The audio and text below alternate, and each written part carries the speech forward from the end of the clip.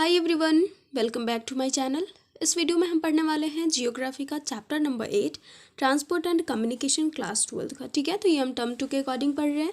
बाकी के हमारे 2 चैप्टर कंप्लीट हो चुके हैं, लिंक डिस्क्रिप्शन बॉक्स में गिवन है, आप जाकर के वहाँ से पढ़ सकते हो। एंड अगर नोट्स चाहिए तो उसके लिए भी इंस्टाग्राम का लिंक दिया हुआ है। ठीक है, तो चलिए स्टार्ट करते हैं। क्या पढ़ना है हमें ट्रांसपोर्ट एंड कम्युनिकेशन में। तो पिछले चैप्टर में हमने ट्रांसपोर्ट एंड कम्युनिकेशन का कुछ पार्ट कवर करा था कि क्या होता है ट्रांसपोर्ट एंड कम्युनिकेशन। ठीक है, तो चलिए फिर से एक बार देख लेते हैं।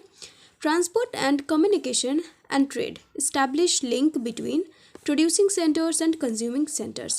तो भाई देखो, जो ट्रांसपोर्ट होता है, कम्युनिकेशन होता है एंड ट्रेड होता है, वो क्या करता है, वो एक लिंक क्रिएट करता है जो हमारे प्रोड्यूसिंग सेंटर्स होते हैं एंड कंज्यूमिंग सेंटर्स होते हैं उनके बीच में। ठीक है, तो ये तो हम बेसिकली प्राइमरी एंड टर्सरी ये सब एक्टिविटीज़ में पढ़ चुके हैं कि हम जो भी चीज़ें प्रोड्यूस करते हैं उसे एक जगह से दूसरी जगह तक कोई व्हीकल से लेकर के जाता है। ठीक है, या फिर हम जैसे भी पहुंचाते हैं वो एक जगह से दूसरी जगह उसको ट्रांसपोर्ट हमें करना पड़ता है। ठीक है, तो वही यहाँ पे बताया जा रहा है कि जो ट्रांसपोर्ट है, कम्युनिकेशन भी देखा था हमने टर्सरी एक्टिविटी में। ठीक है, तो ये सब क्या करता है, एक लिंक क्रिएट करता है जो प्रोड्यूसिंग सेंटर्स होते हैं जहाँ पे सामान बनते हैं वहाँ पे, और जहाँ पे कंज्यूमिंग सेंटर्स है, इट मीन्स मार्केट। ठीक है, इन दोनों के बीच में क्या करता है, एक लिंक क्रिएट करता है। ओके, अब हम आगे बढ़ेंगे। आगे हमारे पास ट्रांसपोर्ट। ठीक है, तो ट्रांसपोर्ट क्या है, ट्रांसपोर्ट इज अ सर्विस और facility for the carriers of persons and goods from one place to the other using humans, animals and different kinds of vehicles. ये क्या एक ऐसी सर्विस या फिर ऐसी फैसिलिटीज़ हैं जो पर्सन्स को, गुड्स को एक जगह से दूसरी जगह तक कैरी करने में हेल्प करती है। ठीक है, अब वो जो हम कैरी करते हैं वो हम ह्यूमंस का यूज़ करके भी कर सकते हैं, एनिमल्स का यूज़ करके भी, और व्हीकल्स का यूज़ करके भी। ठीक है, क्योंकि पहले इतना ज़्यादा डेवलपमेंट नहीं हुआ था तो ह्यूमंस का यूज़ किया जाता था। पता होगा आपको कि एक जगह से दूसरी जगह तक अगर चिट्ठियाँ भी भिजवानी होती थी तो ह्यूमंस का यूज़ करते थे, लोगों को भिजवाते थे। ठीक है, एंड एनिमल्स का यूज़ करते थे। ठीक है, कोई भी अगर सामान ले जाना है तो उसके लिए, या फिर आपने घोड़ा गाड़ी या फिर बैलगाड़ी देखी होगी पहले की, तो उसके लिए भी एनिमल्स का यूज़ होता था। ओके, अब तो डिफरेंट काइंड्स ऑफ व्हीकल्स आ ही चुके हैं, इतना डेवलपमेंट हो चुका है। And the next thing is transportation is an organized service industry created to satisfy the basic needs of society। Transport एक ऑर्गेनाइज सर्विस है। ठीक है, एक ऑर्गेनाइज सर्विस इंडस्ट्री है जो कि बेसिक जो नीड्स है हमारी सोसाइटी की उसको सेटिस्फाई करने के लिए क्रिएट करा गया है। ओके, अब हम आगे बढ़ेंगे। मोड्स ऑफ ट्रांसपोर्टेशन क्या हमारे, तो land transport, water transport, air transport and pipelines. तो ये तो बचपन से पढ़ते आ रहे हैं, लैंड ट्रांसपोर्ट होता है, वाटर होता है, एयर होता है। ठीक है, तो हम बारी बारी से एक बार फिर से देखते हैं। लैंड ट्रांसपोर्ट क्या है, most of the moment of the goods and services takes place over land. जितनी भी चीज़ें हैं, जो भी मतलब मोस्टली जो गुड्स एंड सर्विसेज हैं उनको एक जगह से दूसरी जगह तक कैरी करा जाता है, फिर उनका जो मूवमेंट होता है वो लैंड पे ज़्यादा होता है। ठीक है, और पहले से भी लैंड पे ही होते आ रहा है। आपको पता होगा स्टार्टिंग में सबसे ज़्यादा जो ट्रांसपोर्ट होता था, जो यूज़ किया जाता था, वो किसका करा जाता था, लैंड ट्रांसपोर्ट का। ठीक है, उसके बाद जाकर के हमारा वाटरवेज आया, फिर एयरवेज आया and then pipelines. Okay, the first public railway line was opened in 1825 between Stockton and Darlington in northern England and the onwards। ठीक है, तो फर्स्ट पब्लिक रेलवे लाइन कब ओपन हुआ था, 1825 में, बिटवीन स्टॉकटन एंड डार्लिंगटन। ठीक है, in north England, ये सबको याद रहेगा। अब एक चीज़ और है कि became the most popular and fastest form of transport in the 19th century. 19th century में ये क्या हो गया, एक पॉपुलर एंड फास्टेस्ट फॉर्म बन गया ट्रांसपोर्ट का। ठीक है, तो जो हमारा ये है, जो ट्रांसपोर्ट सिस्टम है, जो रेलवे है हमारा, रेलवे में कब ज़्यादा रिवोल्यूशन हुआ, तो जब हमारा स्टीम इंजन बना, उसका जब इन्वेंशन हुआ तो उसके बाद क्या हुआ, इसमें बहुत ही ज़्यादा रिवोल्यूशन आया गया हमारा रेलवे में। ठीक है, अब हम आगे बढ़ेंगे। आगे हमारे पास क्या है, जो न्यूअर डेवलपमेंट्स हैं लैंड ट्रांसपोर्ट में, जो न्यूअर डेवलपमेंट्स हैं उनमें क्या क्या है, तो उनमें देखो है transportation are pipelines, ropeways and cableways. Basically जो रोपवेज एंड केबलवेज वगैरह होते हैं वो कहाँ पे यूज्ड होते हैं, तो जो हमारे हिली एरियाज़ होते हैं जहाँ पे रोड नहीं बनाए जा सकते हैं, मतलब बहुत ज़्यादा प्रॉब्लम होती है, वहाँ पे ये रोपवेज वगैरह यूज़ किए जाते हैं। ठीक है, The great freight carriers are the railways, ocean vessels, barges, boats and motor trucks and pipelines। जो great freight carriers होते हैं, बहुत ज़्यादा बल्कि मटेरियल्स कैरी करने वाले होते हैं, वो क्या होता है, हमारे रेलवेज होते हैं, ओशन वेसल्स होते हैं, बार्गेज होते हैं। ठीक है, ये सारे होते हैं हमारे। The old and elementary forms like the human porter, pack animal, cart और wagon are the most expensive means of transportation. तो अभी जो हमारे नए नए डेवलपमेंट हो चुके हैं इतने सारे कि वो हमारे लिए क्या हो चुके हैं, अब वो हमें एक्सपेंसिव नहीं लगते। और ये जो हमारे जो पहले के हैं जैसे ह्यूमन पोर्टर हो गया, पैक एनिमल्स वगैरह, ये सभी क्या है अभी हमारे लिए बहुत ही ज़्यादा एक्सपेंसिव मीन्स ऑफ ट्रांसपोर्टेशन है। ठीक है, अब हम आगे पढ़ेंगे रोड्स के बारे में। रोड्स के बारे में हम क्या पढ़ेंगे, most economical for short distances compare to railway. अब एक चीज़ तो और है कि जो हमारा रोड है वो बहुत ही ज़्यादा शॉर्ट डिस्टेंसेस के लिए बहुत सही है। रेलवेज को अगर कंपेयर करके हम देखें तो रेलवे से क्या होगा, हम एक स्टेशन तो दूसरे स्टेशन पे जाकर उतर सकते हैं, लेकिन हम अगर रोड से जा रहे हैं तो हमें अगर बीच में कहीं भी जाना है तो हम जा सकते हैं। ठीक है, और ये क्या हमें सस्ता भी पड़ जाता है एंड मेंटेन भी काफ़ी अच्छे से हो जाता है, सस्ते में नहीं पड़ जाता है। ठीक है, रेलवे को देखें तो उससे कंपेयर्ड में। Provide door to door service, door to door service provide करता है रोड। रेलवे कर सकता है क्या door to door service provide? बिल्कुल नहीं। मेटल्ड एंड अनमेटल्ड रॉक्स, तो अब तो ये हो गई हमारी रोड की बात हो रही है कि क्या क्या है उसके एडवांटेज। कम पैसे लगते हैं हमें, डोर टू डोर सर्विसेज मिल जाती है, इजी होता है मेंटेन रखने के लिए, ये सारी चीज़ें हमारी हो गई। अब हमारे पास है कि दो तरह के रोड होते हैं, एक हो गया मेटल और दूसरा हो गया अनमेटल्ड। तो जो अनमेटल्ड रोड्स होते हैं उनमें क्या होगा, जब भी रेनी सीजन में जो बारिश होती है बहुत ज़्यादा, तो अनमेटल्ड रोड्स पे चलना बहुत ज़्यादा मुश्किल हो जाता है। ठीक है, पानी इतना ज़्यादा हो जाता है कि ना तो आप चल सकते हो ना ही कोई व्हीकल्स आ जा सकता है। ठीक है, एंड मेटल्ड रोड्स क्या होता है, ये भी सही होता है, ये काफ़ी हद तक सही होता है, बट रेनी सीजन में अगर बहुत ज़्यादा फ्लड वगैरह आ गया तो यहाँ पर भी चलना बहुत मुश्किल होता है। ठीक है, अब roads plays a vital role in the nation's trade and commerce and for promoting tourism. जो रोड्स हैं हमारे वो बहुत ही ज़्यादा इंपॉर्टेंट रोल प्ले करते हैं हमारे नेशंस के ट्रेड एंड कॉमर्स के लिए। ठीक है, एंड ये क्या करते हैं, टूरिज्म को भी प्रमोट करते हैं। जो भी हमारे टूरिस्ट होते हैं घूमने वाले, वो बेसिकली रोड से जाना ज़्यादा प्रेफर करते हैं। ठीक है, आगे हमारे पास the quality of the roads varies greatly between developed and developing countries because road construction and maintenance require heavy expenditure.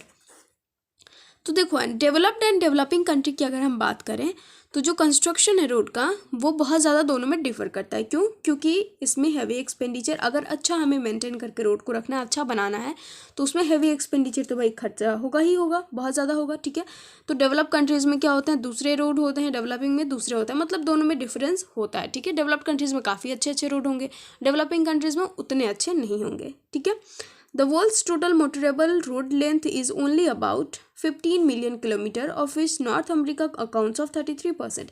जो टोटल मोटरेबल रोड लेंथ है हमारा, जिस पे मोटर गाड़ियाँ चलती हैं, वो उसका लेंथ कितना पूरा वर्ल्ड में, ओनली 15 मिलियन किलोमीटर, जिसमें कि 30% कहाँ पे है, अमेरिका में, नॉर्थ अमेरिका में।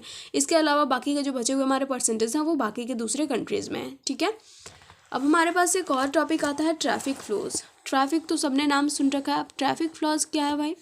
Traffic on roads has increase dramatically in recent years. Recently क्या हुआ है कि इतने सारे व्हीकल सबके पास आ चुके हैं कि जो हमारा रोड है उस पर ट्रैफिक बहुत ज़्यादा इंक्रीज हो रखा है। ठीक है, when the road network cannot cope with the demands of traffic congestion occurs. अब ये जो ट्रैफिक है वो कब होते हैं, कब बहुत ज़्यादा लोगों को परेशानियाँ झेलनी पड़ती है ट्रैफिक की वजह से, तो जो हमारा रोड नेटवर्क है वो नहीं कर पाता है। जो हमारे डिमांड्स होते हैं, जो सोसाइटी की डिमांड है, अगर उन्हें 4 गाड़ियाँ चलाने लायक रोड चाहिए और वैसी नहीं बन पा रही है तो क्या होगा, कंजेशन अकर्स करेंगे ही करेंगे। Most of the cities in the world have facing the problem of congestion. बहुत सारी सिटीज़ हैं पूरे वर्ल्ड में जो कि इस प्रॉब्लम को फेस कर रही हैं, ट्रैफिक की प्रॉब्लम। ठीक है, एंड नाउ हम पढ़ेंगे हाईवेज़ के बारे में। Highways are metal roads connecting distant places. ये क्या करते हैं, दूर दूर के जो हमारे प्लेसेस होते हैं उनको कनेक्ट करते हैं, और ये मेटल रोड्स होते हैं, ये अनमेटल नहीं होते हैं। ठीक है, the constructed in a manner for unobstructed vehicular movement. अभी इस तरह से हाईवे इस तरह से कंस्ट्रक्ट करे जाते हैं, इस मैनर में कंस्ट्रक्ट करे जाते हैं कि जो हमारे व्हीकल्स होते हैं उनके मूवमेंट में, उनको आने जाने में कोई भी प्रॉब्लम नहीं होती है। ठीक है, वो आराम से आते जाते हैं, कोई भी उसमें बाधा नहीं आती है। These are 80 metre wide. जो हाईवे होते हैं हमारे बेसिकली 80 मीटर वाइड होते हैं, and with separate traffic lanes, bridges, flyovers and dual carriageways. ये क्यों होते हैं, ये सब इसलिए होते हैं, सेपरेट ट्रैफिक लेन्स होते हैं इसलिए, ब्रिजेस इसलिए होते हैं, फ्लाईओवर्स इसलिए होते हैं ताकि जो हमारे लोग हैं, जो हमारे व्हीकल्स हैं, उनको ट्रैफिक ना देखना पड़े, ठीक है, वो आराम से एक जगह से दूसरी जगह तक जा सकें। In developed countries every city and port town is linked through railways. जो डेवलप्ड कंट्रीज़ होती हैं वहाँ पे जो सिटीज़ होते हैं, जो बड़ी बड़ी सिटीज़ होती हैं, जितनी भी सिटीज़ होती हैं, पोर्ट्स टाउन्स होते हैं, वो रेलवेज से क्या होते हैं, कनेक्ट होते हैं, ठीक है। अब हमारे पास क्या है, in North America highway density 0.65 kilometre पर स्क्वायर किलोमीटर। जो हाईवे की डेंसिटी है वो कितनी है, 0.65 किलोमीटर पर स्क्वायर किलोमीटर, ठीक है। And now every places is with in 20 kilometre from highway. और जितने भी प्लेसेस हैं वो क्या है, वो 20 किलोमीटर है हाईवे से। यहाँ पे देखो, हो सकता है यहाँ पे मैंने रेलवे लिख दिया है क्योंकि यहाँ पे हाईवे का हो रहा है जिक्र, तो शायद मेरे ख्याल से हाईवे होना चाहिए, ठीक है। तो इस तरह से ये लाइन लिखा हुआ है कि बिल्कुल भी पता नहीं चल रहा है कि यहाँ पे रोडवे होगा या फिर रेलवे होगा, तो यहाँ पे हाईवे होगा, ठीक है। अकॉर्डिंग टू मी यहाँ पे हाईवे होगा। अगर किसी को कोई प्रॉब्लम हो या फिर हाईवे नहीं होना चाहिए तो आप एक बार चेक कर लेना, लेकिन सही है। जो भी डेवलप्ड कंट्रीज़ होते हैं वहाँ के जितने भी सिटीज़ होते हैं, पोर्ट्स होती हैं, वो सारी किससे कनेक्ट होती हैं, हाईवे से कनेक्ट होती हैं, हाईवे के थ्रू। इन नॉर्थ अमेरिका हमें पता चल चुका है 0.65 किलोमीटर पर स्क्वायर किलोमीटर है इसकी डेंसिटी हाईवे की, और जो भी प्लेसेस हैं वहाँ के वो 20 किलोमीटर सिर्फ दूरी पे हैं हाईवे से, ठीक है। ट्रांस कैनेडियन हाईवे ये किसको लिंक करता है, Vancouver in British Columbia west coast में to ST John's city in Newfoundland east coast, ठीक है। तो बेसिकली ये ईस्ट कोस्ट और वेस्ट कोस्ट को कनेक्ट करता है। और ये क्या हमारे, ये है हमारे जगह। The Alaskan highway, Alaskan highway किसको कनेक्ट करता है, एडमॉन्टन कनाडा एंड अलास्का को। और अलास्का में कौन सी जगह है, एनकोरेज, ठीक है। यहाँ तक हो गया सबका क्लियर। अब आगे हमारे पास है द पैन अमेरिकन हाईवे। ये किसको कनेक्ट करता है, connect countries of south America, central America and US से कनाडा, ठीक है। जो पैन अमेरिकन हाईवे है वो साउथ अमेरिका की कंट्रीज़ को, सेंट्रल अमेरिका की और यूएस से कनाडा की कंट्रीज़ को कनेक्ट करती है। ट्रांस कॉन्टिनेंटल स्टुअर्ट हाईवे क्या करता है, Darwin north coast Melbourne via Tennant Creek and Alice Springs in Australia. बहुत सारे हैं भाई, यहाँ पे देखो कितनी सारी चीज़ों को कनेक्ट कर रहा है। ये हमारा कौन है, ट्रांस कॉन्टिनेंटल स्टुअर्ट हाईवे। जो हमारा डार्विन है नॉर्थ कोस्ट में, ठीक है, और ये मेलबोर्न है, इसको कनेक्ट करता है किससे, ऑस्ट्रेलिया से, ठीक है। और बीच में जो आता है वो है हमारा Tennant Creek and Alice Springs, okay. अब हमारे पास क्या है, Europe. Europe has a large number of vehicles and well-developed highways network, but highway face a lot of competition from railways and waterways। भाई देखो, यूरोप में तो बहुत सारे नंबर ऑफ व्हीकल्स हैं, अच्छी खासी डेवलप्ड हाईवे भी है, हाईवे नेटवर्क, बट यहाँ का जो हाईवे है उसको कंपटीशन फेस करना पड़ता है रेलवेज एंड वाटरवेज से, ठीक है। ये बहुत ज़्यादा, मतलब रेलवेज एंड वाटरवेज यहाँ पे हाईवे से आगे ही चल रही है। अब हमारे पास है रशिया में, रशिया का देख लो, dense highway network is developed in industrialised reason.